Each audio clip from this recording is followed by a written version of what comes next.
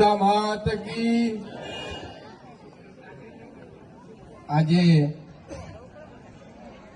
ગુંજા ગામમાં ભુવનેશ્વરી માતાના પવિત્ર ધામમાં વિસનગર શહેર ચૌધરી આંગણા સમાજ વિકાસ મંડળના સ્નેહ મિલન કાર્યક્રમ અને સાથે સાથે વિશિષ્ટ સિદ્ધિ જેમણે પ્રાપ્ત કરી એમને સન્માનવાનું અને બાળકોનું ઇનામ વિતરણ એવા ત્રિવેણી કાર્યક્રમમાં આપણી સૌની વચ્ચે ઉપસ્થિત આપણી આજની સભાના અધ્યક્ષ એવા શ્રી ભીખાભાઈ ચૌધરી, આપણા સમાજના પ્રમુખ શ્રી બાબુભાઈ, જસવંતભાઈ, મુકેશભાઈ, નીતિનભાઈ, કેતકભાઈ અને તમામ કારોબારી સભ્યો, મંચ પર આપણી વચ્ચે ઉપસ્થિત સૌ દાતાશ્રીઓ નારાયણભાઈ, ભીખાભાઈ, રમેશભાઈ, મંજુલાબેન, પોપટભાઈ, જયશંકભાઈ, વનરાજભાઈ, મોહિતભાઈ, બાબુભાઈ, શાંતાબેન, મનોજકુમાર, મહેશભાઈ, ભગવાનભાઈ, આપણા તાલુકા પંચાયતના પૂર્વ પ્રમુખ એવા રાજુભાઈ ચૌધરી, પરેશભાઈ સ્પાન, આરએફઓ રંજનબેન, ગામના સરપંચશ્રી, જે પવિત્ર ભૂમિમાં આપણે બેઠા છીએ એવા ભુવનેશ્વરી ટ્રસ્ટના પ્રમુખશ્રી, સૌ મંચસ્થ મહાનુભાવો અને સમાજના સૌ વંદનીય આદરણીય વડીલો, માતાઓ, ભાઈઓ, બહેનો અને યુવા દોસ્તો, સ્નેહ મિલન કાર્યક્રમ એ આપણા શહેર ચૌધરી સમાજનો વાર્ષિક કાર્યક્રમ છે જે નિયમિતપણે આપણે કરતા હોઈએ છીએ. આજે આ જગ્યા ઉપર, આ સ્ટેજ ઉપરથી ઇનામ મેળવનારા એવા સૌ યુવા દોસ્તો અને બાળકોને ખૂબ ખૂબ અભિનંદન આપી અને તમામ ક્ષેત્રે દિન પ્રતિદિન પ્રગતિ કરે, પોતાના પરિવારનું અને આપણા સમાજનું નામ રોશન કરે એવી શુભકામનાઓ પાઠવું છું. આજે મારે વાત કરવી છે જે વિષય સદીઓથી ચાલી આવે છે. માનવ જાત જ્યારથી માનવ તરીકે આપણે પગરણ માંડ્યા ત્યાંથી એક સૌથી મહત્વની જે વાત છે એ વિશે આજે સમાજના સૌ બંધુઓને મારે થોડીક વાત કરવી છે.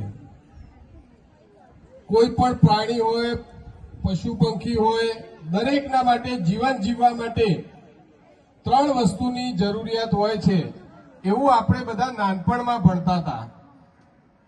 હવા, પાણી અને ખોરાક. કોઈ પણ સજીવ હોય એને હવા, પાણી અને ખોરાક જોઈએ ને જોઈએ. પણ ઉત્ક્રાંતિની સાથે જ્યારે માણસ બન્યો, આપણે બીજા કરતા ભિન્ન થયા, બુદ્ધિશાળી થયા, ત્યારે આપણી મૂળભૂત જરૂરિયાતો જે હતી હવા, પાણી ને ખોરાક એ બદલાઈ અને થોડીક આગળ વધી. એ 3 જરૂરિયાતો આપણી બદલાઈ એ થઈ રોટી, કપડા અને મકાન. જાનવર કે પંખી હોય ગમે તે ઝાડ ઉપર કે ઝાડની નીચે બેસી લે, પણ આપણે પહેરવા માટે કપડાં જોઈએ અને રહેવા માટે રહેઠાણ જોઈએ. આનાથી માણસ બીજા બધા બાકીના પશુ પંખીને સજીવ સૃષ્ટિથી અલગ પડ્યો. પણ છેલ્લા કેટલાક સમયથી, ભૂતકાળમાંથી, જ્યારથી માણસ સતત પ્રગતિ કરતો થયો, વિજ્ઞાન આગળ વધ્યું, એના પછી 4થી જરૂરિયાત ઊભી થઈ અને એ જરૂરિયાત આજના સમયની સૌથી મોટી જરૂરિયાત છે. એ જરૂરિયાત છે શિક્ષણની. માણસને જો કોઈ વસ્તુ માણસ બનાવતી હોય તો એ છે શિક્ષણ. આપણે ફક્ત શાળાકીય શિક્ષણની વાત નથી કરતા. આપણા ઘરમાંથી આપણને મળતું શિક્ષણ, આપણા વડીલો પાસેથી આપણને મળતા સંસ્કાર, રીત ભાત, બોલ ચાલ, વાણી, વર્તન, વ્યવહાર અને સાથે સાથે જે અભ્યાસ શાળા કોલેજોમાં આપણને ભણાવવામાં આવે છે એ આજે આપણે આજુબાજુ આપણા પોતાના સમાજમાં અને બીજા સમાજોમાં નજર કરીશું તો જ્યાં જ્યાં શિક્ષણ છે ત્યાં ત્યાં પ્રગતિ છે, ત્યાં ત્યાં વૈભવ છે, ત્યાં ત્યાં સુખાકારી છે. તો આપણે આપણા પોતાના પરિવાર માટે, આપણા પોતાના કુટુંબ માટે અને આપણા પોતાના સમાજ માટે જો પ્રગતિની ડગર પકડવી હશે, જો સિદ્ધિઓ હાંસિલ કરવી હશે, જો આગળ વધવું હશે એજ એ વ્યક્તિ તરીકે અને એજ એ સમાજ તરીકે, તો શિક્ષણ ઉપર સૌથી વધુ ભાર મૂકવો પડશે. આપણે સૌ જાણીએ છીએ કે આપણો સમાજ એ ખેતી અને પશુપાલન સાથે મુખ્યત્વે જોડાયેલો સમાજ હતો. એટલા માટે કહું છું કે આજે આપણા નવયુવાનો અને બહેનો મહેનત કરી દરેક ક્ષેત્રમાં આપણું પ્રતિનિધિત્વ આપણે નોંધાવ્યું છે. સરકારી નોકરી હોય, ધંધા રોજગાર હોય, વેપાર હોય, રમત ગમત હોય, દરેક જગ્યાએ આજે આપણા સમાજનું પ્રતિનિધિત્વ નોંધાયું છે. પણ હજુ પણ આપણે આગળ આવી અને થોડીક વધુ મહેનત કરી આપણા બાળકોને જે કરવા માટેની આપણે આપણું સપનું જોયું હતું ત્યાં આપણે પહોંચી શક્યા કે ના પહોંચી શક્યા, તો આગળની આવનારી પેઢીને એથી પણ વધુ આગળ લઈ જવા માટે જો કોઈ પણ વસ્તુ સૌથી વધુ મદદરૂપ થાય એવી હોય તો એ છે શિક્ષણ. ભાઈઓ બોલો, પોતપોતાના કામ ધંધે જતા હોય, મોટા ભાગે એવી આપણી સમજ છે કે પુરુષ હોય એ પોતાનો કામ ધંધો સંભાળતો હોય અને સ્ત્રી હોય એ ઘર સંભાળતી હોય. એટલે અહીંયા બેઠેલી દરેક માતાઓ બહેનોને હું એક વિનંતી કરવા માંગુ છું અને સાથે સાથે જે પુરુષો છે એમને પણ એક વિનંતી કરવા માંગુ છું કે આપણે વિવિધ જગ્યાએ જ્યારે માણસની પોતાની જરૂરિયાત પૂરી થાય અને એના પાસે કંઈક બચે તો એ ઇન્વેસ્ટ કરતો હોય છે, રોકાણ કરતો હોય છે. કોઈ સોનામાં રોકાણ કરે, કોઈ જમીનમાં રોકાણ કરે, કોઈ શેર બજારમાં રોકાણ કરે, વિવિધ જેને જે સાચું સારું લાગે અને જ્યાં પોતાનું મન બેસે ત્યાં આગળ આપણે આપણું રોકાણ કરતા હોઈએ છીએ. પણ મારે આજે આપણે કહેવું છે કે આ રોકાણની સાથે સાથે જો તમે તમારા ભવિષ્યનું રોકાણ કરવા માંગતા હોય તો એ તમારા બાળકોના શિક્ષણમાં અને બાળકોના ઘડતરમાં રોકાણ કરજો. દુનિયાના કોઈ પણ વળતર કરતા તમને તમારા બાળકમાં કરેલું સાચું રોકાણ અનેક ગણું પરિણામ આપશે. આજે અહીં બેઠેલા બધાને મારે એક વાત યાદ કરાવી છે કે આપણા જે માતા પિતા હતા, ખાસ કરીને આપણી માતા, તો એને અનેક જવાબદારીઓ હતી. થોડી ઘણી વાત કરું તો એમને ગાય ભેંસને ખાંડ પણ ખવડાવવાનું હતું, ચાર પણ લાવવાની હતી, ઘરે વાસણ પાણી પણ કરવાના હતા, કપડાં પણ ધોવાના હતા, 2 ટાઈમ રાંધવાનું હતું અને મજૂરો માટે શિરામણી પણ બનાવવાની હતી. એમની મહેનતના પરિણામે અને સાથે સાથે આપણી પોતાની મહેનતના પરિણામે આપણે થોડાક આગળ આવ્યા, થોડાક સુખી થયા અને હવે વિસનગર કે વિવિધ શહેરોમાં રહેવા ગયા. તો આપણી પાસે ઘણો એવો સમય છે કે ઘણા એવા કામો છે જે આપણે હવે કરવા પડતા નથી.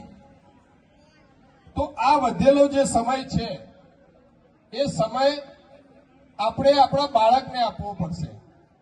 શાળામાં શિક્ષણ ગમે તેટલું મળતું હોય, શિક્ષક ગમે તેટલું સારું ભણાવતો હોય, પણ તમે તમારા પોતાના ઘરમાં અને તમારા આજુબાજુના જે પરિવારો છે એમાં તમે જોજો કે જેની મમ્મી બાળકને લઈને સાથે બેસીને અડધો કલાક, 2 કલાક, બેટા આજે શું ભણ્યો, તારે શું લેશન છે, પહેલા આ કરી લે, પહેલા આ કરી લે, લાવ તને ખબર ના પડે તો હું કહું, મને ખબર નથી પડતી, તારા પપ્પા આવશે તો પૂછશે, આપણે પેલા કાકાને બોલાવીશું, કાલે હું તારા સાથે આવીશ. જેની મમ્મી, જે માં પોતાના બાળકની કાળજી રાખે છે એને હંમેશા એના તમામ પ્રવૃત્તિઓમાં, પછી એ શાળાકીય અભ્યાસ હોય, રમત ગમત હોય, સ્પર્ધાત્મક પરીક્ષા હોય કે કોઈ પણ હોય, નાનપણથી બાળક જ્યારે ભણવાનું શરૂ કરે છે ત્યાંથી 7 ધોરણ સુધી જે માતાએ પોતાના બાળકની કાળજી લીધી હશે એ બાકીના બાળકો કરતા વધુ અલગ તરી આવશે, વધુ હોશિયાર હશે, વધુ મહેનતુ હશે અને વધુ સારું પરિણામ લાવતું હશે. તો દરેક જણને એક નાનકડો કિસ્સો મને યાદ આવે છે. ટ્રેનમાં એક વખત જતા હતા તો એ વખતે જેટલા લોકો બેઠા હતા એ બધા કોઈ પોતાનો મોબાઈલ જોતો હતો, કોઈ વાતો કરતા હતા, કોઈ ખાવાનું ખાતા, બધા વિવિધ પ્રવૃત્તિઓ કરતા હતા. પણ દરેકનું નજર એક બેન હતા એમના ઉપર જઈને અટકી જતી હતી. જે નીકળે એ બેનની નોંધ લે. આ ડબ્બામાંથી પેલા ડબ્બામાં કે આ રોમાંથી પેલા રોમાં કે બાથરૂમ કરવા જતા હોય તો એ બેનને જોઈને 1 મિનિટ ઉભા રહીને આમ એમની સામે જોઈ રહે. તો એનું કારણ કે એ બેન અને એમના બાજુમાં એક 5, 7, 8 વર્ષનું બાળક બેઠું હતું. એ બંને બેઠા બેઠા ચોપડી વાંચતા હતા. બાળક કઈ પંચતંત્રની એવી ચોપડી વાંચતી છે, એની મમ્મી કોઈ નવલકથા કે એવું વાંચતું છે. તો એક ભાઈએ પૂછ્યું કે બેન, અમારા બાળકને ગમે ત્યારે ગમે તે કઈ કામ હોય કે સહેજ નવરું પડે તો મારો, એની મમ્મીનો, એના દાદાનો, દાદીનો મોબાઈલ લઈને રમવા માંડે છે. પણ આશ્ચર્યની વાત કહેવાય કે તમારું આવું 7, 8 વર્ષનું બાળક પુસ્તક વાંચે છે, એ પણ ટ્રેનની મુસાફરી દરમિયાન. એટલે એમણે કીધું કે અમારે બાળકની સાથે અમે જે શેડ્યુલ નક્કી કર્યું છે, એના ભણવાનો ટાઈમ, એને રમવાનો ટાઈમ, એનો આ ટાઈમ, બધા ટાઈમની સાથે સાથે જ્યારે પણ એને વધારાનો ટાઈમ હોય, ફ્રી ટાઈમ હોય, નવરો હોય, ત્યારે આ બાળક ચોપડી વાંચે છે. એ ટેવ પાડી તમે એ તો બરાબર છે, પણ કેવી રીતે પાડી એ અમારે જાણવું છે. અમારું બાળક પણ વધારાના સમયમાં, નવરાશના સમયમાં ચોપડી વાંચે એવી અમારી ઈચ્છા છે, પણ બાળક વાંચતું નથી. શું કરીએ? તો તમારી પાસેથી આ રહસ્ય જાણવું છે.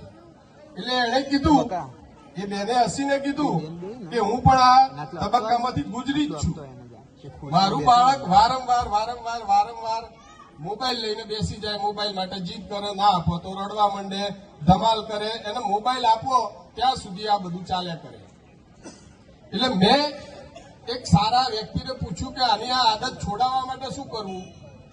તો એ ભાઈએ કીધું કે સિમ્પલ છે બેન, તમે તમારો મોબાઈલ નીચે મૂકી દો, બાળક એનો મોબાઈલ મૂકી દેશે, માગે નહીં.